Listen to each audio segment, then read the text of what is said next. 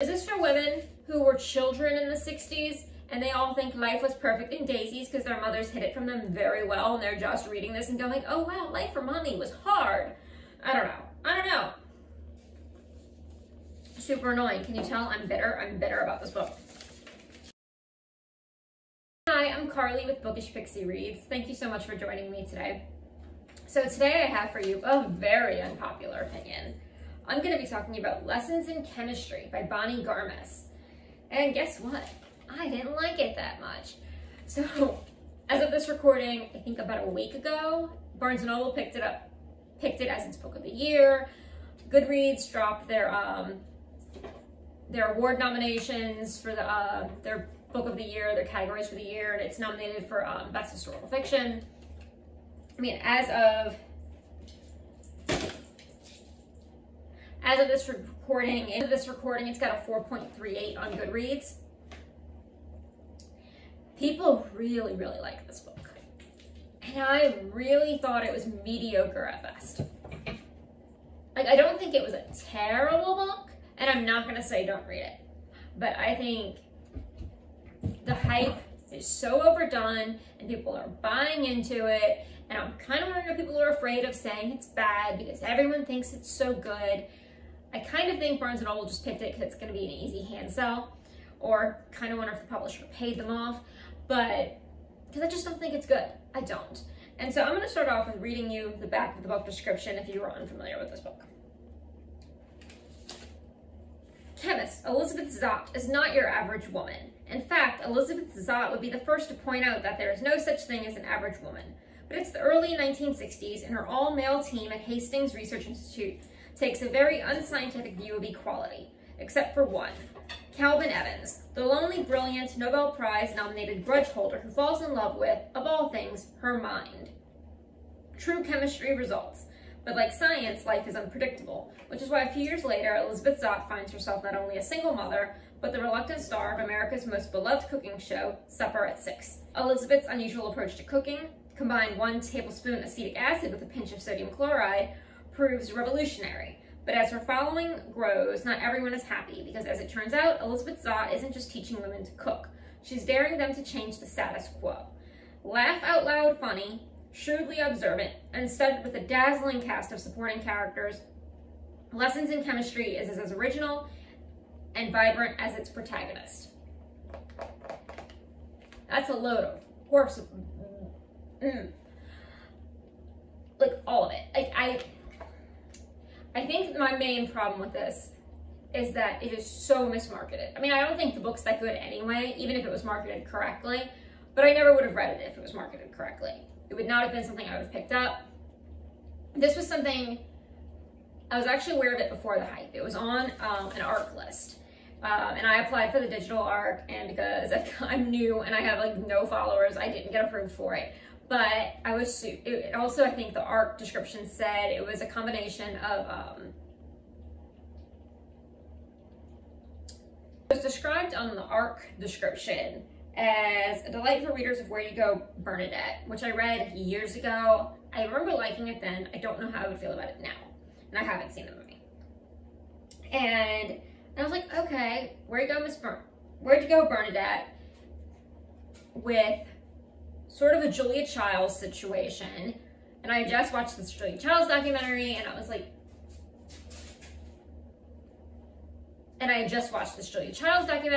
oh, this is cool, and it's 1960s, and they say it's hilarious, and I love Marvelous Miss Maisel, and I was like, this sounds like this is up my alley. So even though I got denied the ARC, I was like, this is going on my list, I'm definitely gonna read it. And then I didn't get to it till about July. And by that point, it came out in April. It came out in April, I didn't read it until July, and by that point, the hype was real. It was out of control. And I read the first half on a flight to Canada. And I just remember going like, what is this book? Like, it was fine. I flew through the first half, like, just, you know, on the plane and waiting and everything. But I was like, this is not the description. Like, I had to go back and read the description because the way in my mentally catalog books is that I read the description and I'll kind of go like, oh, light, funny 1960s, women in male society, and then I'll kind of shove it away, and then later when I'm like, oh, I want something that's kind of light and silly, oh, there was that book, that Miss Benedict book, or that Miss Maisel book. I was like, oh, Lessons in Chemistry. I'll go grab that. And so then I'm reading it and I'm like, did I misremember the description? Read the description. I'm like, oh, no. I nailed that description. That is not what this book is. And so I took notes like after the fact, because I was like, ages ago, like, I'm going to talk about this book. And now that it's been picked up as Book of the Year and it's getting nominated for all these things, I thought it was a perfect time to bring it back up. So I don't know who this book is for, or not even who this book is for. I don't know what this book is. It's sort of like the cover is giving light, fluffy vibes, right? Very women's fiction, the trend of women's fiction covers. The book itself actually feels a little bit like literary fiction, but also like maybe it's satire, but it's not satire enough for it to be satire. Or is it supposed to be like fantasy? And we'll get to why I say that in a bit, but is it supposed to be fantasy, but it's not fantasy enough? Is it supposed to be like an alternate universe, but it's not? Like, I don't think the book itself knows what it is, and I think that's probably why, like, the PR team just didn't know what to do with it, so they just made up lies. So to go back to the description, they actually say it's laugh out loud funny and shrewdly observant. Right, okay. So the laugh out loud, it's not funny. I didn't think this book was funny at all. I maybe chuckled once, and it was a good little joke, and that was it. This book is not a laugh riot. This book is actually steeped in grief. And if you've been with me before, I don't like reading grief. I don't like reading spousal, partner, death, grief. And that is what this book is. That's the entirety of this book is. And I was like, what? Because I mean, and then I looked at the back of the book and they talk about her becoming a single parent, but we don't know if that's because of a divorce or a death. They don't say. And it's such a like throwaway line in the description. I'm like, oh, well, now she's this. But it's like the whole first half of the book, maybe not the first half of the book, but a giant chunk of it's like when you read the description, you think maybe like, oh, she became single parent pre-story. And then now we're getting the single parentness and this life thereafter.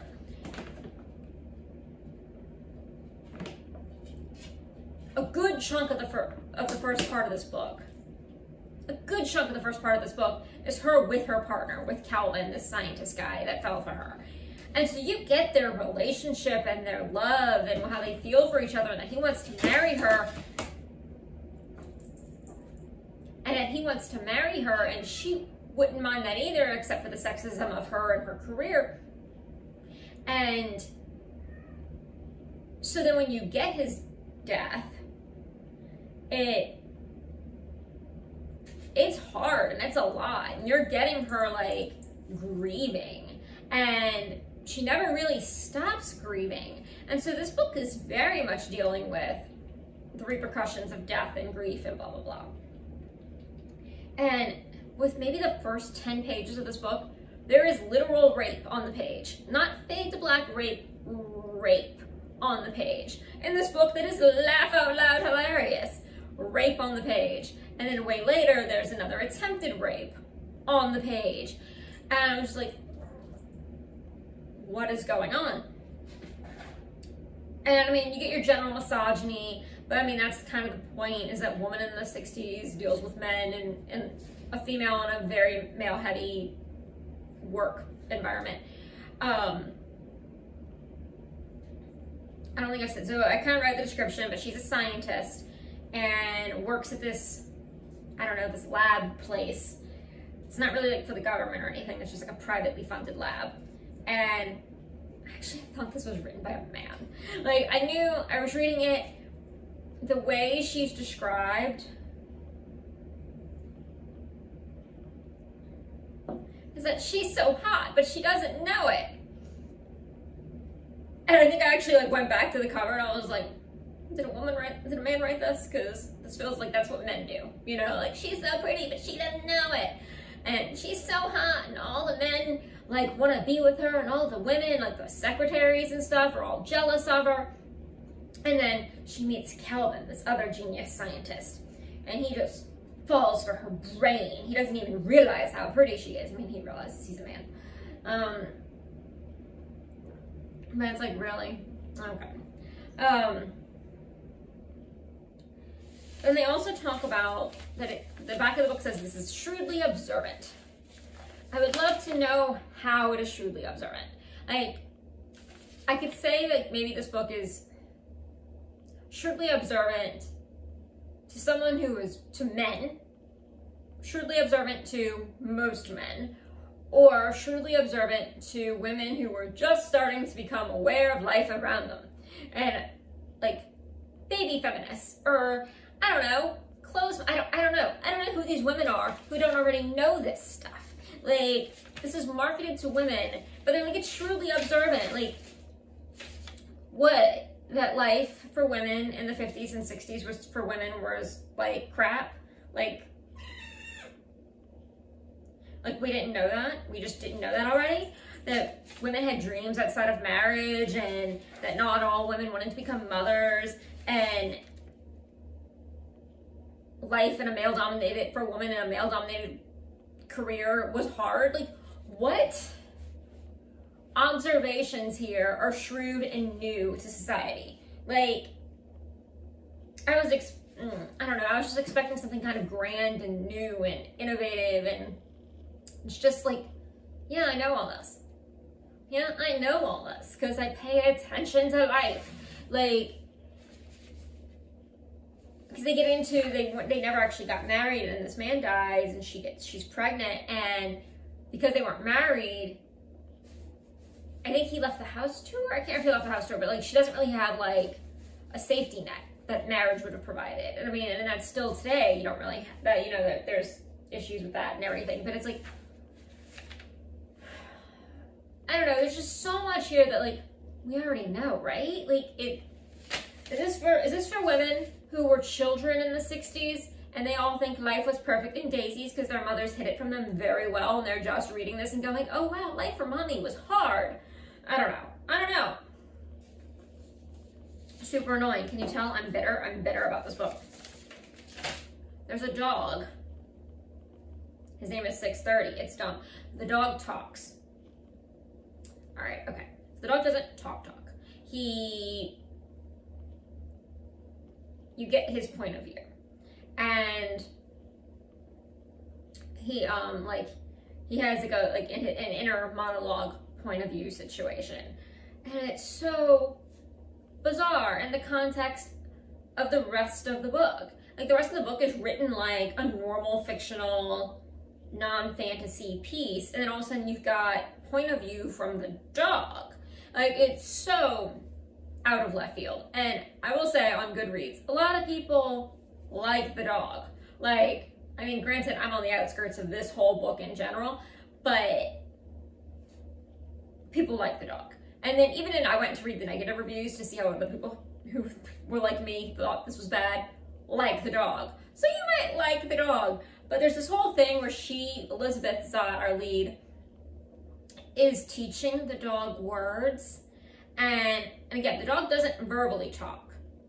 And so she's like, oh, he knows 100 words. And then, you know, like 5 months later, oh, he knows 300 words now. Oh, he knows whatever now. And hey, how does she know this? I don't know. We don't get like a real, like, how is she teaching him words? But because he's getting an inner monologue, he's giving an inner monologue. He knows way more than these words, because he's saying, like, I know 100 words now. But using way more than 100 words to tell us he knows 100 words. Like, it doesn't work. It doesn't fit for me, the rest of the story in general. And it just doesn't work as its own thing, even if it did fit the story. I don't know. She has...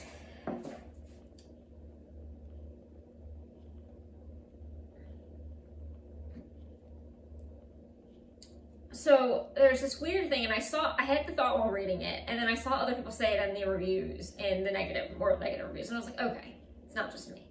Okay. Elizabeth reads...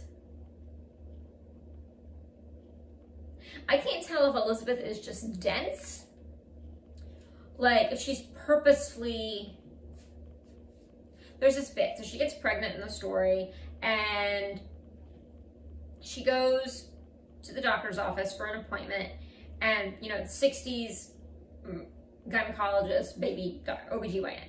And there's like a stork or something. And she's like, why do you have a stork? That seems like opposite of the marketing that you should have. And they're like, because, you know, storks bring the babies. Like, you know, and like, it's an OBGYN office. They clearly know where babies come from.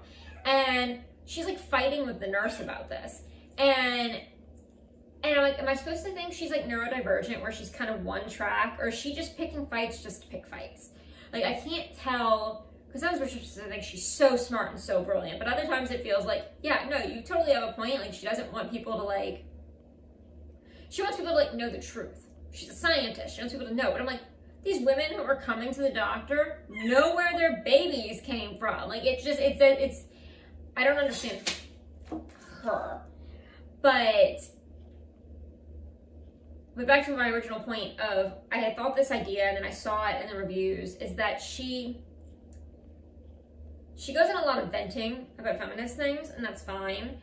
But the things she has to say about feminist things are very present day. She feels like a woman that was present day, that was time traveled to the 60s, and is going off about things how we would say now. And it's not that what she's saying is untrue, but it's very beyond what I feel like 1960s feminists would be saying. Like, 1960s feminists just want, you know, to get a job. And it's going on. I don't know. It's been since July since I read it. But I remember having this very distinct idea that she felt like a present day woman in the 1960s. And that was another thing. The back of the book says she's this singular voice. Elizabeth Zott is this singular voice. And I was wondering, what do they mean by singular voice? And I asked our husband, and I asked a good friend of mine who's a big reader. I was like, what if someone were to tell you, like, the back of the book would be like, she's this singular voice, what does that mean to you? And it was basically either she's the only narrator, because it's a singular voice, she's the narrator, the sole narrator of your book, or she's saying stuff that you've never heard of before. Like, she's got this really, like, amazing way of saying things, or amazing things to say that are new to the world. And neither of these things are true. Whatever way they meant, neither of them are true. She's not the sole narrator. You get the dog, you get her daughter, you get her neighbor, you get this, her boss at the TV station that she works at. Like, you get a ton of it, and then she doesn't say anything new. Like, if you're paying attention to, like, feminist stuff now, everything she's saying has been said. Nothing of it is new. So I don't know what that means. I would say, I've talked before in my wrap-ups, the Vera Kelly books by Rosalie Knecht.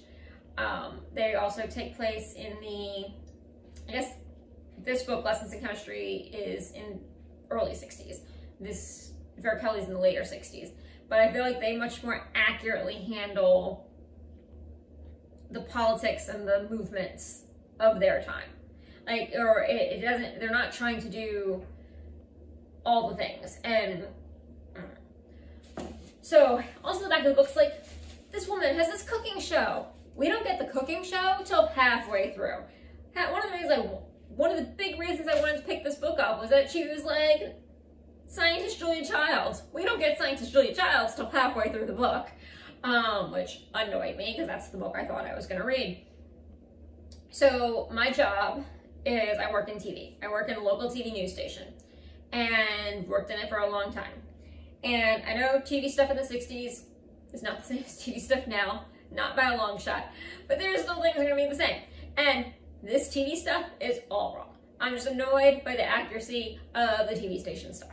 At some point they're doing the show live. A lot of, it's really interesting. The Julia Childs documentary I watched, they talked about, like, cooking shows back then. They were doing them live. Like, it's insane. They were doing these cooking shows. Like, now everything's so pre-produced and so they were doing these cooking shows live, and so her show was live as well. And the producer's out kind of like, so she's got, you know, the set, the kitchen set, and she's doing her stuff. And the producer's in the back by the cameras, and she goes off on a tangent of whatever she's not supposed to say. And he looks at the cameraman, kind of symbolizing like, let's go to break. You know who isn't in charge of going to break? The cameraman. The cameraman has never, ever been in charge of let's go to break. And I was like, what is happening? Like, maybe if you like, oh, he made a symbol to the director in the booth, or I don't know, to anybody else, not the cameraman, or if he made a symbol to the cameraman and then the cameraman turned and gave the symbol to the booth. But like, the cameraman has no control over sending this to break. And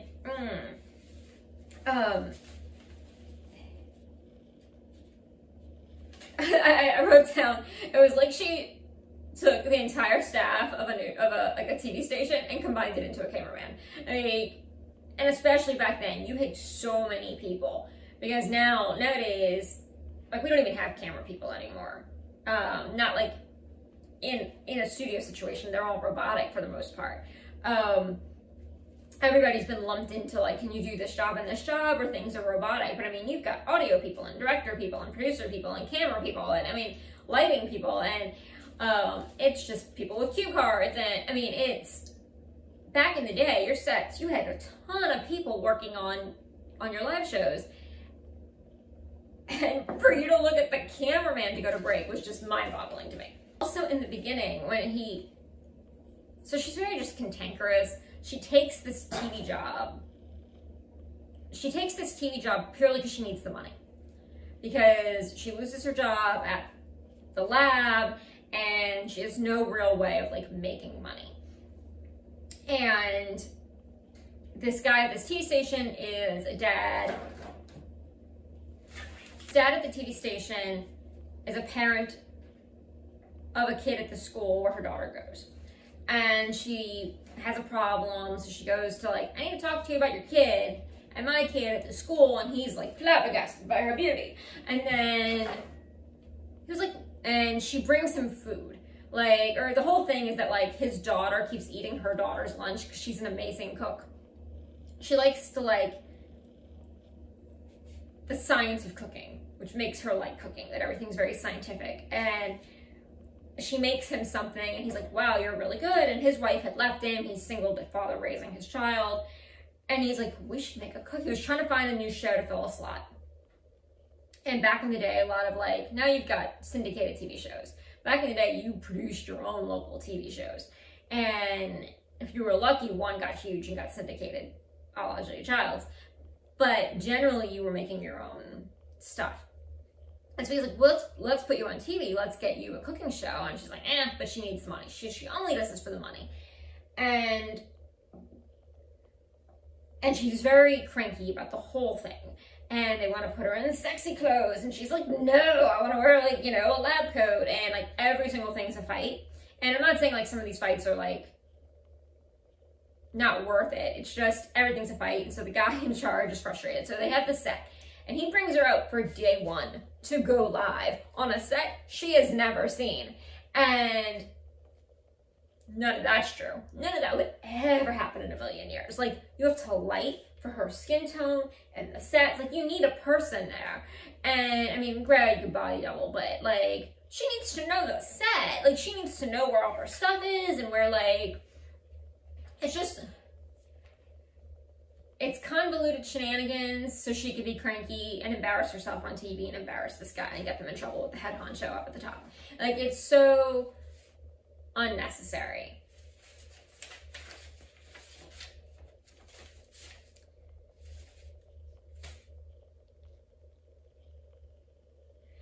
There was one thing, there was at some point during this cooking show, so they start getting like more prominent. People have noticed her, and they get a sponsorship from a canned soup. It's supposed to be Campbell. They don't say Campbell's, but it's Campbell's. And they're like, they want you to make something with this soup. And she's like, I'm not doing that. And they're like, well, you have to do it.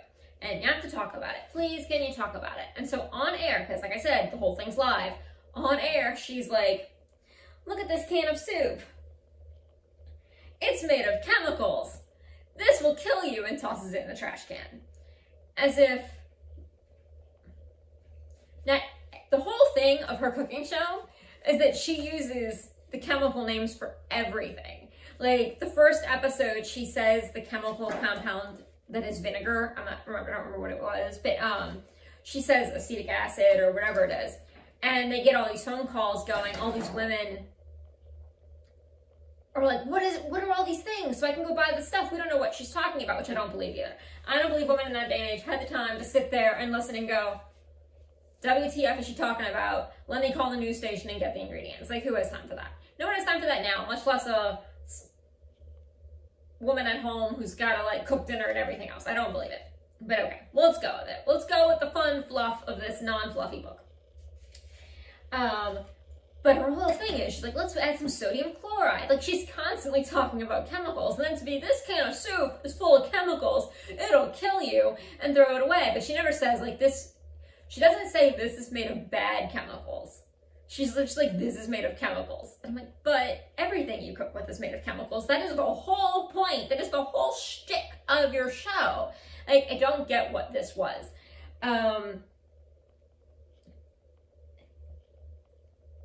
She also does this thing, like this book, I've mentioned this before, I think I mentioned this in my introduction video, that my problem with, like, new release, hyped books, like books that are brand new that are coming out, is that so many of them are trying to be everything to everyone, instead of just telling the story that they're there to tell.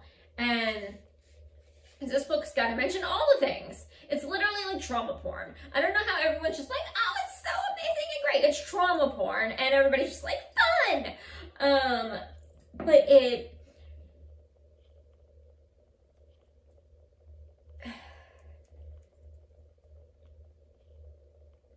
she talks about in the cooking show, she brings up race. She brings up, because she has a live audience. They start bringing in like a live audience that she's cooking with and she talks to. And sometimes she can see them in the audience because they're like, she can't see them with all the lights. And then other times when it's needed, she can see them, and that's annoying too. Like, pick a lane. Pick a thing I'm supposed to believe. But she decides to talk about race in the middle of her cooking show. And she talks about, like, look at the person to your right and look at the person on your left. And like black people have more in common with you than a tomato or whatever it is she said. It was basically like there's no difference between you as a white person than a person who's black. And fine, valid. But it sort of just comes out of nowhere. Her daughter talks, like, apparently her 4-year-old daughter at school, or 6-year-old daughter in school, is bringing up, like, the Memphis garbage strike that, like, turned violent and was very much against people of color. And it's just, like, bringing up, like, but there are, like, no black people in this book. So we're only bringing up race to be like, we gotta make her aware of race, too. But so she brings up, like, and I think she might have she may have, like, Sinead O'Connor, the Pope, like, on SNL, but she may have raised up a picture of Rosa Parks. She mentioned Rosa Parks, and she's like, I stand with Rosa Parks. And then the boss is furious. He's like, we're gonna lose all these sponsors and blah, blah, blah. And then they really don't. Like, the sponsors are like, yes, cool. And they, like, more people want to syndicate her. BS. 1960s television would not have put up with that. And the sponsors would have ran away at a heartbeat. Like, and that's where I'm like, is this supposed to be like an alternate universe? Are we supposed to, like, this is a better universe where people are more, like, willing to let go of race? Because I'm just like, what's happening? I don't understand this. In this shrewd, observant book, this mishandling of what race, like, how race was handled back in the day in TV and all the rest of it. Like, I don't understand.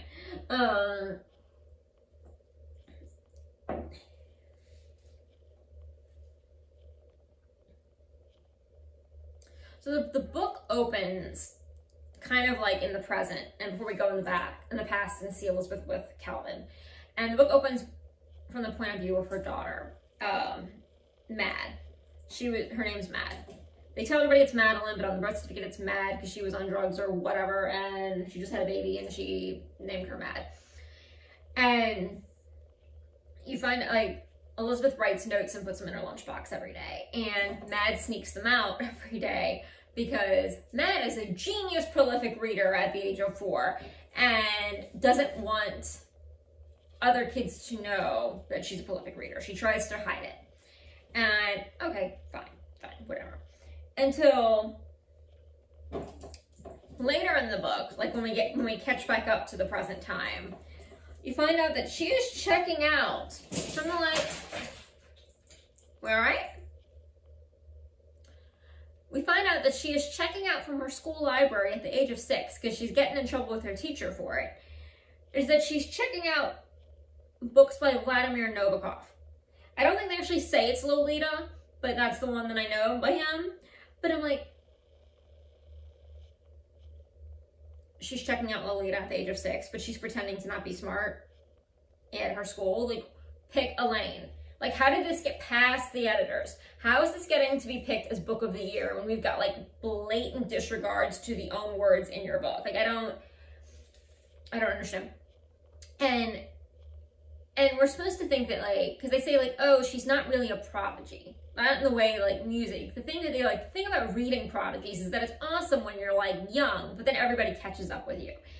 And I'm like, am I supposed to believe that this kid who just can read words is actually understanding Lolita? Like, is she comprehending Lolita or whatever else she's reading by Vladimir Nabokov? Like, it never really gets into that. And I'm just like, pick a lane. So I think that might be all of my, like, issues. But like I said I wouldn't not recommend it. Like, I'm gonna say it's a 3-star. It's because, I mean, I enjoyed it enough. I really think the problem is that this was, like, for me, massively mismarketed. Like, this does not match the back of the book at all. Like, I just wouldn't have picked it up. I just wouldn't have read it. It would have never been a book that I would have read on my own. And even if I disregard, if I tried it, you can't just say, oh, I'll block it out. I mean, it's in your memory, it's what it is. But if I tried real hard to block that out, I still don't think this would be like a book of the year situation because of all these inconsistencies and these things that are, like, blatantly wrong and just that don't make sense, and that it doesn't really seem to know what it is as its own book. But I was saying, like, I said how it's a trauma about, like, everything. I mean, they go into, so I mean, it says steeped in grief, the misogyny. It has church abuses, adoption abuses, homophobia, suicide triggers, rape, like I said, rape and attempted rape, police ineptitude, journalism ineptitude. I mean, it's just, like, sitting there going, like, have we covered this? Did we talk about race? We have to talk about race. Even though the story's about a white woman in her white little world, we must talk about race. Even though there are no black people in this book. Like, check. Did we talk about police and how police are awful? Check. Did we talk about how journalism and fake news or whatever? Check. Did we talk about homophobia? Check. Did we talk about, like, it's like it's trying to hit a checklist of, like, all the things. And a lot of it, like, you could have written almost the same story without most of it. Like, it's really, like, I'm like, oh my God. Everybody's like, it's so much fun. Like, is it fun? But one of the things I saw a lot of people who didn't like the book had a problem with, and I'm, like, assuming it's a bunch of, like, super actively religious women who have this problem, is that there are conversations about, like, atheism versus religious people, Christianity specifically, and between, like, that scientists are atheists, and there's a conversation with, like, a priest, and they're like, oh, I hated these conversations. I'm like, that's what you hated about this book? I actually didn't mind it, because I would imagine that there are a lot of scientists in the world who struggle with the concept of religion and creationism and all the rest of it. I mean, they don't actually even talk about creationism, it's just religion as a whole. But I'm like, that actually seems to make sense. And that she's a scientist in a scientific world, like, that actually seems to be one of the few things that actually fit the story. But that might bother you. It seems to bother other people on the Goodreads reviews. I'll say I liked her doctor. She realizes she's pregnant. She goes to her doctor, who is somebody she kind of knows, who was friends with her partner. And he is very kind, and she's freaked out. Like, she doesn't want to be a mother, and they kind of have a very whispered conversation about, like, abortion, and that, like, not all women are meant to be mothers, and that's okay. And we don't talk about that. And I thought that was actually, like, maybe the best part of the book, like, as a whole. It was a really good conversation. Like, maybe it would be a conversation that you would have had with your doctor in the 60s. Like, if you had, like, somebody you could actually trust. But I thought that was a really good bit of piece. A good bit of the book. And her neighbor Harriet, kind of, like, she's like, oh, there's that pretty woman across the street. And then she realizes something's amiss. And, like, soon after she has this baby. And she kind of inserts herself into Elizabeth's life. And it sort of becomes, like, she's in an unhappy marriage and her kids are all grown up, and she, you know, it's the 60s and she's like 50, she doesn't work outside of the home. And basically, like, get me out of my house, get me away from this husband that I hate, and basically kind of helps raise Mad. And Elizabeth, Harriet, and the dog raise Mad. The dog walks the child to school or walks her home, whatever. I don't know, the whole thing's ridiculous. But I really liked Harriet as a character. I think my one laugh was from Harriet. Like I said, I don't think it's like, my problem is just the marketing of this. I just never would have picked it up. It just would never have been for me. And I actively think it's mismarketed. But people seem to not care, and people seem to love it. But I do think people should, like, know what they're getting into. And, I mean, you might like it. Like I just said, like, I have a lot to complain about it, and the more I read it, the more I had to complain about it. And the more I sat with it, I was like, God dang. But I enjoyed it, but I enjoyed it as, like, a mediocre book. Like, if I went in expecting a mediocre book, you know, blah, blah, blah. But it's a book about grief. Like, that's what this book is. So take that what you will. Barnes & Noble, and it's the book of the year. It's gonna win Best Historical Fiction, most likely on Goodreads. So read it if you, like, I don't know what to tell you.